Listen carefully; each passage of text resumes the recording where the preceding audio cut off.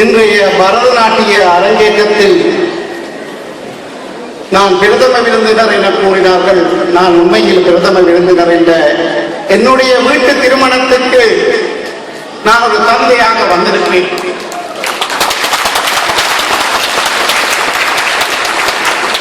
நான் வவுனியாவை நேசித்தேன், வவுனியா மண்ணை நேசித்தேன். அதற்கு ஒரு மனம், அதற்கு ஒரு குணம். அந்த மண்ணில் அகிலாண்டேஸ்வரி அலுவலகத்தில் 2000 ஆண்டிலிருந்து 2008 ஆண்டு வரை நான் மாவட்ட நீதிபதியாக இருந்தபோது நீதிமன்றத்தினால் பல குழந்தைகளை நான் பாரப்படுத்தினேன். அந்த குழந்தைகளின் சட்ட ரீதியான தந்தை நான் தான்.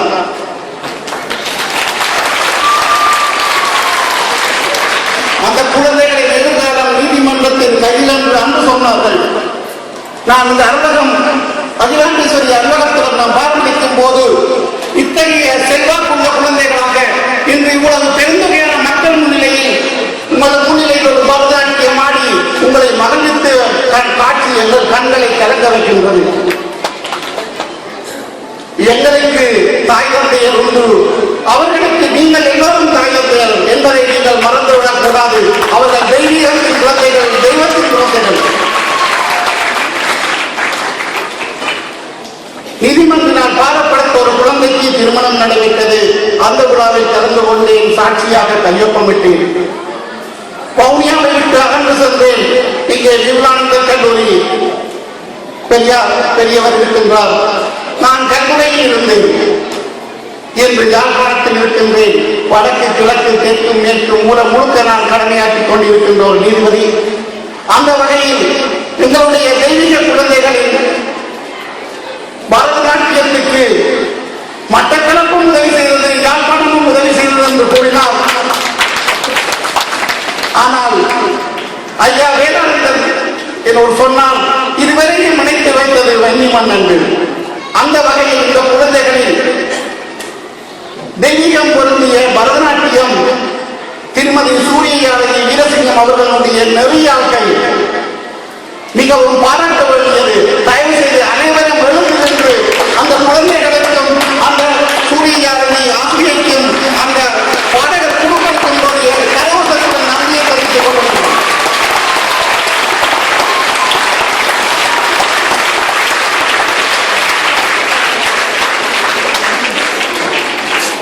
அன்புள்ளம் கொண்ட வவுனியா சகோதரர்களே, 9 ஆண்டுகள் நான் நீதிபதியாக கடமையாற்றினேன். அது எனது தொழில். ஆனால் நான் வவுனியாவில் இரவில் நித்திரை கொண்டது மிகவும் குறைவு. இந்த குழந்தைகளை நினைத்து என் கண்கள் கலங்கியது.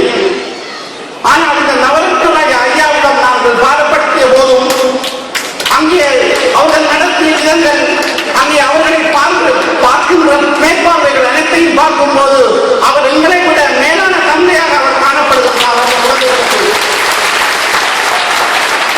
அந்த பெரியவருக்கு எல்லோரும் நன்மையுள்ளவர்களாக இருக்க வேண்டும். கண்கள் சிதறின, கண்ணீர் சிந்தியது. அக்குழந்தையினுடைய உடுத்துற தாண்டவ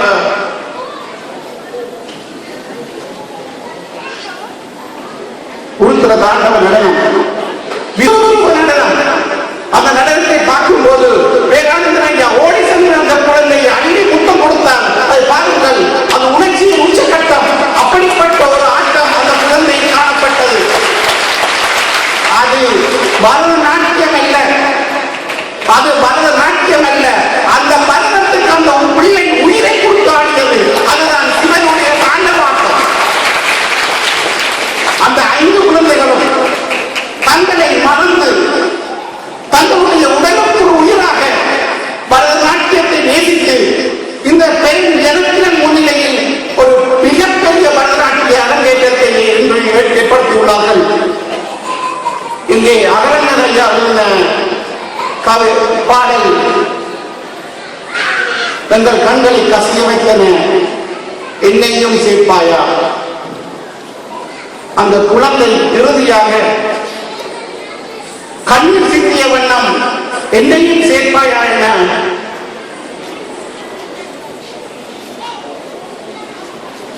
ஆண்டவன் சன்னிதானத்தில் கோரிக்கை விடுவது போன்ற அந்த காட்சி அனைத்து உள்ளங்களையும் கசிய வைத்த காட்சி. அது நளினம் அல்ல, நடனம் அல்ல, அது உண்மை கதை, அது நிழல் அல்ல, அக்குழந்தைகளின் நிஜம், அக்குழந்தைகளின் நிஜ வாழ்க்கை. அந்த குழந்தை அகிலாண்டேஸ்வரி ஆலயத்தில் தங்க புகுந்துள்ள அந்த குழந்தைகளுடைய அவலக்குரல், அந்த குரலில் ஆண்டவன் சன்னிதானத்தில்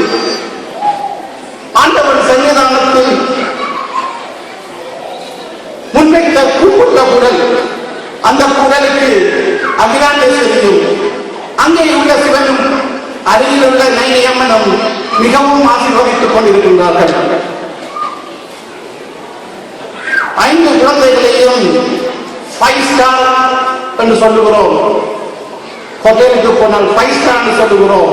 இன்று அவர்கள் 5 நட்சத்திர நடனமாடி உங்களை வரவேற்கிறார்கள். பரதநாட்டியத்தை நான் இதுவரையும் பொழுதுபோக்கு நடனமாக பார்த்தேன். சில நேரம் பிரதம விருந்தினர் என்று போய் பிரதம விருந்தினர் உரியை செலுத்திவிட்டு போனேன் என்று என் மனத்தில் உணர்வுகள் தகுந்தி உள்ள அவர்களுடன் இந்த மண்டபத்துக்கு வந்தேன். அந்த குழந்தைகளுக்காக 1 மணி நேரம் நான் தாமதமாக வந்ததற்கு உள்ள மனப்பூர்வமாக மன்னிக்கொண்டிருக்கிறேன். அந்த குழந்தைகளின் நடனம் கட்டாயம் நான் பார்க்க வேண்டிய நடனம். தந்தை என்ற முறை மட்டுமல்ல, சட்ட ரீதியான பாதுகாப்பு என்ற முறை மட்டுமல்ல, சட்ட ரீதியான தந்தை என்ற மட்டுமல்ல, அந்த குழந்தைகளுடைய எதிர்காலம், அந்த குழந்தைகளின் எதிர்காலம் ஒவ்வொருவரின் கையில் உள்ளது என்பதை நீங்கள் மறந்துவிடக் கூடாது. அந்த பிள்ளைகள் அருளக குழந்தைகள் மட்டுமல்ல, எந்த குழந்தைகளாக இருந்தாலும் அவரை நாங்கள் நேசிக்க வேண்டும். அவர்கள் தெய்வத்தின் குழந்தைகள், தெய்வத்தின் பிறப்புகள். நான் 2002ஆம் ஆண்டு நீதிபதியாக இருக்கும் போது இதில் 3 குழந்தைகள் 8 வயது என்னுடைய மடியில் இருந்தார்கள். 8 வயது குழந்தைகள் இன்று பல்மங்கங்கள் ஆகி இங்கே பரதநாட்டியம் ஆடி உருத்திர தாண்டவம் ஆடுகின்ற காட்சியை பார்க்கும்போது அருளகத்தை நடத்துகின்ற அகிலாண்டேஸ்வரி ஆலயத்தினுடைய அருளும் அங்கே இருக்கின்ற காப்பாளர்களுடைய திறமையும் அவர்களுடைய வழிகாட்டுகளுமே இன்று அந்த குழந்தைகள் தங்களையே மறந்து இன்று இந்த ஆடலில் கண்டு கொண்டார்கள்.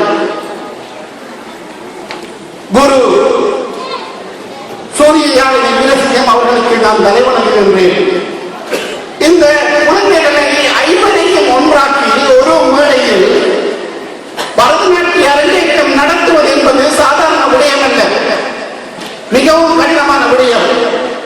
அதனை ஒரு சேலஞ்சாக எடுத்து இந்த மேடையிலே உலக ஜனத்தின் முன்னிலையில் அந்த மாணவர்களை கற்பித்து இன்று அரங்கேற்றி உள்ளார் அவருடைய ஆசிரியர் சூரியயானி வீரசிங்கம் அவர்களை நன்றியுடன் என்னுடைய வாழ்த்துக்களை தெரிவித்துக் கொள்கின்றேன்.